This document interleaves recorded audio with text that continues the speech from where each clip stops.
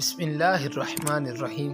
ہر رنج و غم دور کرنے کا بہترین نسخہ سماعت فرمائیں، اس پر عمل کریں، انشاءاللہ العزیز بہت زیادہ فائدہ ہوگا، اللہ پاک کا خاص فضل و کرم ہوگا۔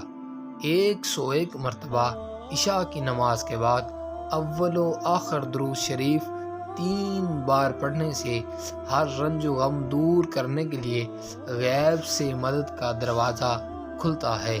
وہ کلمات کیا ہیں آپ بھی سماعت فرمائیے۔ وَأُفَوِّضُ أَمْرِي إِلَى اللَّهِ